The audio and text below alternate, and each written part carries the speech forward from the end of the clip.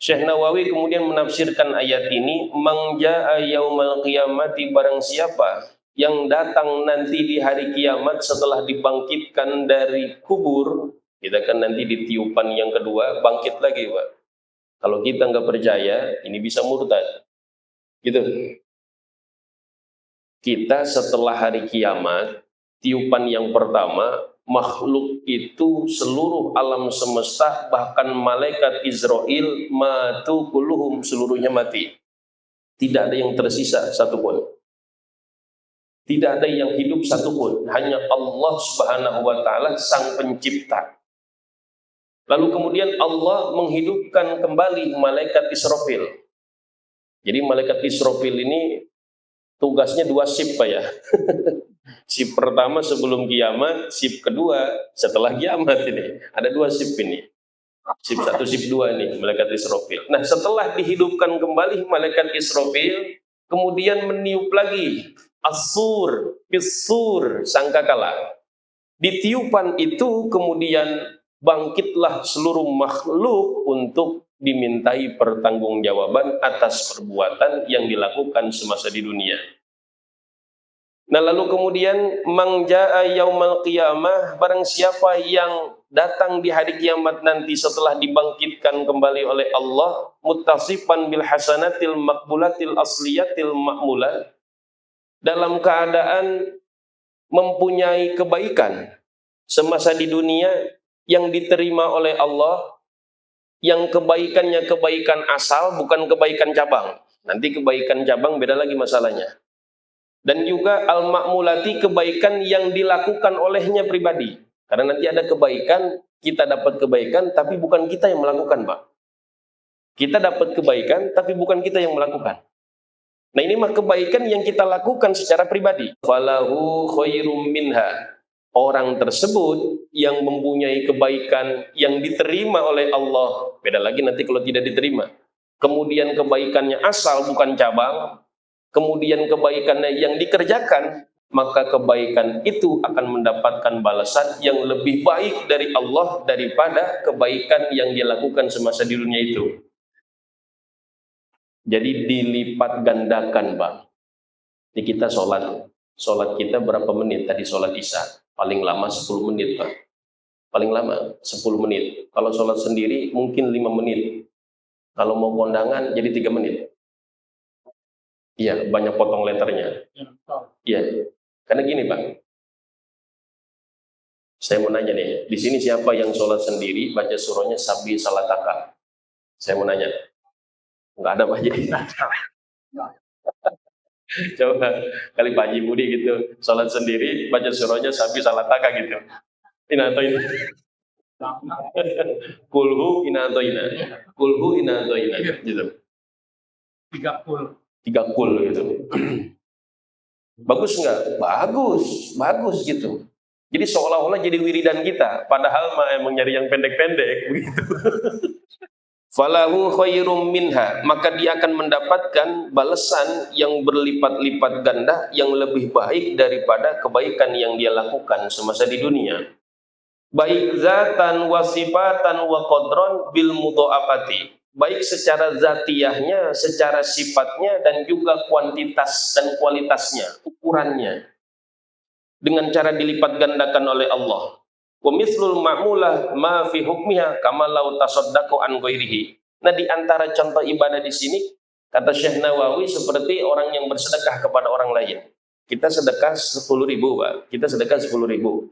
Kalau kita belikan itu duit 10.000, tukerannya hanya dapat nasi di warteg sepiring dengan lauk tempe tahu sama sambal, sayur toge dikit. Benar gitu ya? Karena nasi Padang nggak dapat kecuali yang ada merek Jumat Berkah 10.000. Gitu. Makan mie ayam rada ketar-ketir, soalnya sekarang mie ayam banyak yang 12.000, 15.000. Udah jarang yang 10.000 gitu. Jadi ngomongin makanan ini kita. Nggak, tapi saya mau ngomongin gininya, tuh 10.000 kalau kita gunakan balasannya kan itu aja tuh. Tapi kalau kita sedekahkan tes saja. Oleh Bang Embang nih, waduh habis gajian, alhamdulillah ngerogoh kantong ada cepet 50, 20, ceban goceng. Yang mana ya? Nah, cepat aja dah. Goceng terlalu sedikit, cepet saya belum bisa. Gitu. Akhirnya yang 10.000. Enggak apa-apa Pak, yang penting ikhlas. 10.000. Ada anak kecil tuh lewat, kebetulan anak yatim pula. Tong sini tong. Ada apa bang? Jangan dikebuk. Enggak, romannya nih. Buat jajan sono. Makasih bang. Tes saja. Nah itu 10.000. Nanti di akhirat zatan secara zatnya, wasifatan secara sifatnya, wakodron secara kualitas dan kuantitasnya, bil mudha'afah dilipat gandakan oleh Allah sampai ke limit 700 kali lipat. Nah ini dia Pak. Makanya ketika ditanya harta apa yang bermanfaat, maka harta yang kau infakkan kepada keluargamu dan kau sedekahkan kepada orang lain. Gitu. Harta yang kau infakkan kepada keluargamu dan yang kau sedekahkan kepada orang lain. Gitu Pak. Jadi fakharaja bil ma'mulah malau hamma bi hasanatin falam ya'malha. Nah sekarang keluar dari kata-kata kebaikan yang kita kerjakan, yaitu kebaikan yang tidak kita kerjakan tapi ada pahalanya. Mana contohnya? Ketika kita niat mau melakukan kebaikan. Mau kemana pagi Min? Mau ke musola, sholat berjamaah. Oh iya, dapat 10 langkah, mules perut. Ya Allah sakit amat ini. Ya Allah sakit amat ini. Akhirnya, kalau saya terusin, ntar akhirnya nggak khusus sholat. Gitu tuh. Udah akhirnya balik lagi pulang. Tes pertanyaannya pagi Min udah dapat belum pahala? Udah dapat pahala. Cuman pahala sholatnya dikerjakan nggak sholat di berjamaahnya? Tidak. Tapi pahala sholat berjamaahnya udah dapat belum? Udah dapat. Cuman tidak sama dengan yang mengerjakan. Gitu tuh. Nah kalau itu mah tidak dilipat gandakan. Paham sampai sini? Tetap dapat pahala, cuman kadarnya hanya segitu saja, tidak dilipat-lipat gandakan. Hanya malaikat itu tetap nggak tahu Pak, ini kita akan berbuat baik atau berbuat buruk, nggak bakal begini nih. Karena kita adalah orang yang suka berbuat buruk, lalu malaikat begini, udahlah, saya mau catat aja keburukan buat dia, besok saya mau istirahat, kata malaikat. Nggak gitu, enggak. Kalau kita kan kalau udah tahu kebiasaan orang, udah bisa menerka-nerka, Pak ya. Ini kalau kita punya tetangga, kelakuannya buruk, udah tuh kita tuh menerka-nerka, langsung tuh kita, pasti dia begini, pasti begini. Lalu punya tetangga baik kelakuannya, udah kita bisa menerka, oh dia mah begini. Padahal besok bisa jadi terbalik. Tuh yang kelakuannya buruk bisa taubat, yang kelakuannya baik bisa jadi durjana. Itu bisa terjadi, Pak. Nah kalau malaikat nggak mau nerka-nerka, nih di samping kanan kita malaikat raqib mencatat kebaikan, di samping kiri kita malaikat atid. Lalu timbul pertanyaan, nih malaikat mencatat kebaikan dan keburukan, itu ada kisi-kisinya enggak? Ada tanda-tandanya enggak nih seseorang akan melakukan kebaikan dan keburukan? Nah ini Imam Sufyan Tsauri, salah satu ulama mujtahid mutlak, tapi sudah tidak bisa diikuti karena memang kitab-kitabnya tidak dibukukan Pak. Tapi Imam Sufyan Tsauri ini ulama besar. Pernah ditanya tentang bagaimana cara malaikat mendeteksi orang yang mau melakukan kebaikan atau keburukan. Dijawab oleh beliau di dalam kitab Kifayatul Akhyar. Idza hamma bihasanatin wajadu rihal miski. Kalau kita selaku manusia mau melakukan kebaikan, mau melakukan kebaikan dan ikhlas bukan karena ria, itu yang tercium oleh malaikat rihal miski, bau minyak misik. Wangi. Kayak tadi tuh. Pagi Min habis mandi udah berpakaian tuh malaikat kan belum bisa mencatat sholat berjamaah. Gitu. Cuman udah kecium wanginya. Tuh malaikat raqib akan senang tuh. Alhamdulillah. Malaikat akan senang. Kenapa? Allah yu'badu. Allah Ta'ala disembah. Allah Ta'ala akan disembah. Maka malaikat akan senang. Gitu Pak. Ahli ibadah itu ketika mau melakukan ibadah, maka malaikat akan senang nih Pak. Untuk mencatatnya. Waduh udah buru-buru nih. Ternyata tadi pas dapat 10 langkah mules perut. Entah sakit perut ataupun penyakit perut lambungnya kambuh dan sebagainya, akhirnya nggak jadi, tes aja udah tercatat tuh, dicatat tuh sama malaikat pahalanya. Itulah makanya ada hadis niyatul mu'mini khairun min amalihi, niatnya orang beriman lebih utama dari amalnya. Karena kalau niat kita ikhlas sudah ada pahalanya, tapi kalau amal kita nunggu ikhlas dulu. Kalau udah ikhlas belum tentu selamat Pak, belum tentu selamat nih kalau udah ikhlas. Ini kita sholat ikhlas, tes, kemudian di alam tuh sama orang, woi, ente sholatnya mantep, bacaannya bagus, ngomong begini, tepok dada, atuh gua Emang lu baru kenal gua? Di Sewan ini mah gua paling bagus pembacaannya. Sombong. Hilang gak tuh pahalanya? Hilang. Kalau tadi niatnya hilang gak? Enggak hilang. Berarti niatnya lebih utama daripada kegiatannya ataupun ibadahnya. Cuman yang paling bagusnya niatnya bagus, lalu amalnya ikhlas, itu yang lebih utama. Tapi jangan salah persepsi. Wah, kata si Ustadz, niat lebih utama daripada ibadahnya. Besok mau saya niat aja lah. Enggak. Nah, ini salah lagi. Berarti niatnya udah buruk itu Haji. Itu niat berarti udah buruk tuh. Kebalikannya. Waman hamma wa idza hammal abdu bisayiatin, ketika seorang hamba mau melakukan keburukan, mau melakukan maksiat yang berujung kepada dosa, wajadu rihan nitni, maka yang tercium oleh malaikat adalah bau bangkai, bau busuk, Pak. Ya, bau busuk nih, dia habis mandi berpakaian, ampun bau busuk ya kata malaikat. Oh, berarti mau nonton dangdut. Oh, berarti mau nonton hiburan yang di situ ada maksiat. Atau oh berarti mau minum minuman keras, mau ngebegal dan lain sebagainya. Maksiat-maksiat lain pun di situ ada, maka tercium oleh malaikat bau busuk. Jadi malaikat itu sebelum mencatat memang sudah ada kisi-kisinya, yaitu dari wangi yang keluar dari kegiatan kita. Apakah wanginya minyak misik, berarti akan ada amal soleh itu ke depannya. Apakah yang keluar bau busuk, berarti akan ada dosa maksiat yang akan keluar kepada kita yang melakukan. Fa innaha yujaza 'alaiha min ghairi tad'ifin. Nah, niat kebaikan itu akan dibalas oleh Allah tanpa dilipat gandakan. Kenapa? Karena kita hanya niat tanpa ada actionnya. Satu. Lalu kemudian wa kharajat al-hasanatul mahuddah fi naziri zalamah.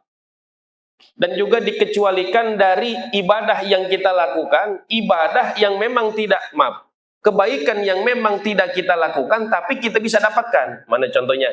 Kita dizolimi oleh orang lain, Pak. Ini kita dizolimi oleh orang lain. Kita lagi duduk, kemudian kepala kita ditelipak. Kita enggak ridho. Kita lagi duduk, kemudian kita dicaci maki. Ah, dasar si miskin, si jelek, si anu. Hati kita sakit. Dosa enggak? Dosa.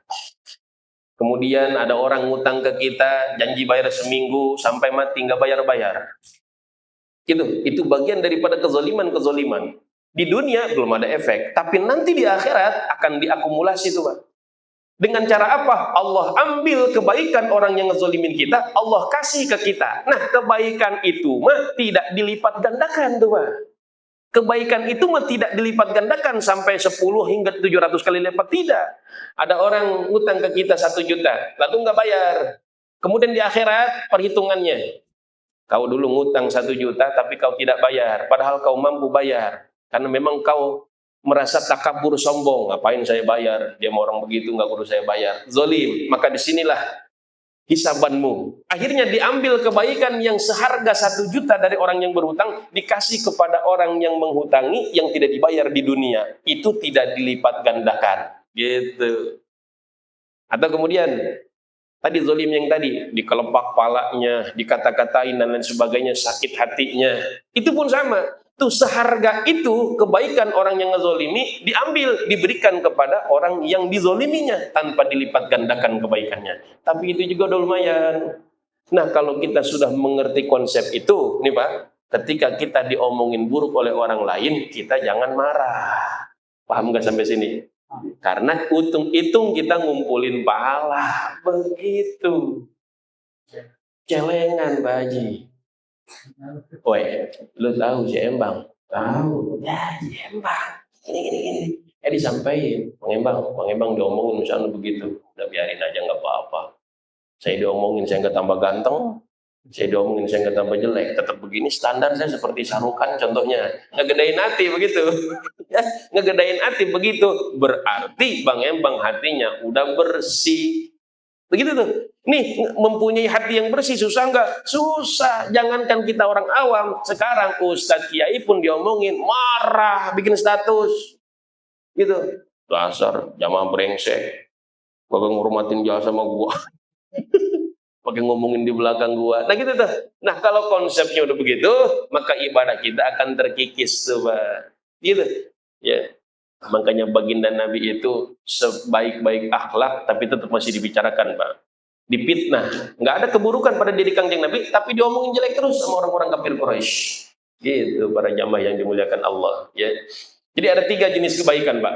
Ada kebaikan yang nanti bisa dilipat gandakan, ada yang tidak. Yang bisa dilipat gandakan jelas kebaikan yang diterima oleh Allah harus diterima dulu, karena kalau nggak diterima nggak akan dilipat gandakan. Bahkan tidak akan ada kebaikan itu. Contoh, orang sholat tapi sholatnya ria. Alladzina yurauna, orang yang ria ketika sholat. Nah, nanti ketika di akhirat, di yaumil hisab, di dalam hadis dijelaskan, hei, tuh ibadahmu itu kalau andai kata kau ikhlas itu pahalanya. Dikasih tunjuk. Waduh iya ya kok gede. Nah karena kau nggak ikhlas maka ibadahnya dibuntel kemudian dilemparin ke mukanya. Tudrobu ala wujuhihim, dilemparkan ke mukanya. Makan tuh. Sekarang ambil lalu cari orang yang dulu kau pengen di alam semasa di dunia, minta kepada dia pahala, apakah dia bisa ngasih pahala? Datanglah tuh dia tuh ke Pak Camat, ke Pak Lurah, ke mertuanya, atau ke teman-temannya yang semasa di dunia, dia sholat, ria pengen di alam oleh mereka. Pak Lurah, Pak Camat, ini saya dulu sholat pengen di alam sama Pak Lurah, saya minta pahala dari Pak Lurah. Wa man jaa bis-sayyi'ati fala yujzal ladzina 'amilus sayyi'ati illa ma kanu ya'malun. Dan barang siapa yang melakukan keburukan datang nanti di hari kiamat, fala yujza alladzina amilu sayiat, maka orang-orang yang melakukan keburukan-keburukan itu tidak akan dibalas illa ma kanu ya'malun, kecuali seukuran dengan keburukan yang mereka lakukan. Sekarang kurang bagaimana adilnya Allah, coba. Kurang bagaimana barahannya Allah kepada kita. Kebaikan dilipat gandakan, tapi keburukan tidak. Tidak ada dosa yang berlipat-lipat ganda, tidak ada. Tapi kalau dosa mengalir, ada. Nah, ya, jangan salah paham, Pak. Kalau dosa dilipat gandakan, tidak ada. Tapi kalau dosa yang mengalir, walaupun kita tidak melaksanakan, tetap dapat imbasnya, ada. Itu beberapa hari lalu ada jamaah saya nanya, Pak Ustaz, kalau contoh saya punya pabrik minuman keras, tapi sayanya nggak minum minuman keras itu. Saya nggak mabok, saya bukan tukang minuman keras. Cuman saya menjadi produsen, memproduksi minuman keras. Pertanyaannya, saya akan dosa nggak? Dosa. Dosanya banyak nggak? Sebanyak minuman keras yang terjual dari pabrik Bapak. Loh, kan saya kagak minum. Itu mah yang minum orang-orang, dia berdosa. Mereka minum sebab disediakan oleh Bapak. Nangkep nggak sampai sini? Jadi nanti di akhirat, kok saya ada dosa minum minuman keras, padahal saya kagak tukang mabok. Oh, karena saya adalah memproduksi minuman keras. Dengan sebab saya memproduksi, maka dibeli. Dengan sebab dibeli, diminum. Itulah yang disebut dengan dosa jariah. Sesuai dengan sabda baginda Nabi, man sanna sunnatan sayyi'atan, barang siapa yang menjadi pelopor akan satu keburukan, maka falahu wizruha, dia akan mendapatkan dosa dari keburukan itu, wa wizru man amila biha, dan dosa orang-orang yang melakukan keburukan itu setelahnya. Gitu. Kalau dicontoh masalah kematian, masalah pembunuhan, yaitu anak Nabi Adam, Qabil dan Habil, Pak. Qabil kan membunuh Habil. Nah, orang yang pertama kali membunuh di muka bumi namanya Qabil. Lalu kemudian sampai ke nanti menjelang kiamat, apabila ada orang yang membunuh, sudah mah dia pribadi dosa, lalu dosa itu juga akan diberikan kepada si Qabil, karena si Qabil orang yang pertama kali melakukan praktek pembunuhan. Gitu. Kan dulu udah sering saya contohin. Di sini Bapak tahu koprok nggak, koprok? Yang suka di bawah dangdut gitu ya, batok kok dasarnya anak kayak batok koprok gitu dia. Kenapa? Jangan ditanya. Oh. Ditanya. Contohnya Pak, itu koprok yang ngebuat, contohnya si bodong. Nggak ada di sini si bodong, nggak ada ya. Ampura ya, kalau ada ampura. Ini mah. Ya julukannya jadi si bodong. Dia bikin tuh satu permainan judi dengan batok, dengan gambar-gambar binatang dan juga buah-buahan. Lalu kemudian masang begini. Nah, dianya udah mati, Pak. Dari zaman si Pitung contohnya dia udah mati. Tapi sekarang itu koprok masih eksis, masih konsisten dilakukan oleh orang-orang sekarang. Maka itu si bodong akan dapat dosa dari orang-orang, berapa ratus orang, berapa juta orang yang memainkan praktek judi dengan bahan dasar koprok tersebut akan dilimpahkan kepada dia. Begitu. Iya. Allah Ta'ala maha adil. Jadi bila mana ada orang yang kebaikannya ternyata kalah daripada keburukannya, maka orang tersebut faulaika humul khasirun, orang-orang yang rugi. Kenapa rugi? Sebab dagang modalnya 5 juta, ternyata habis. Untung kagak, modal kagak pulang.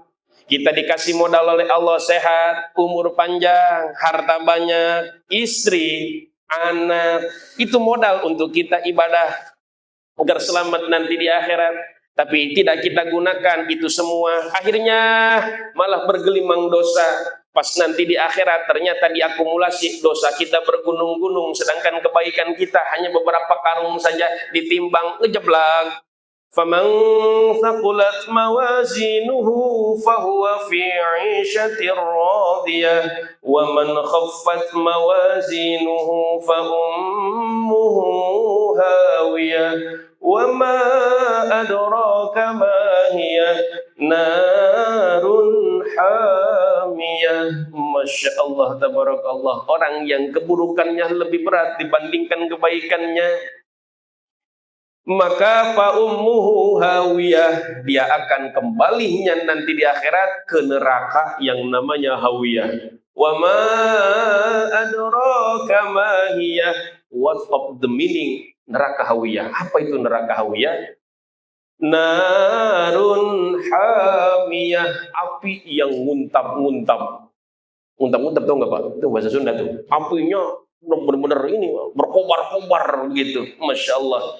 Bahan dasarnya apa api itu? Allati waquduhan nasu wal hijarah.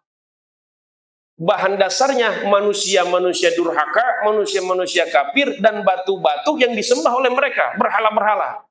Uiddat lil kafirin.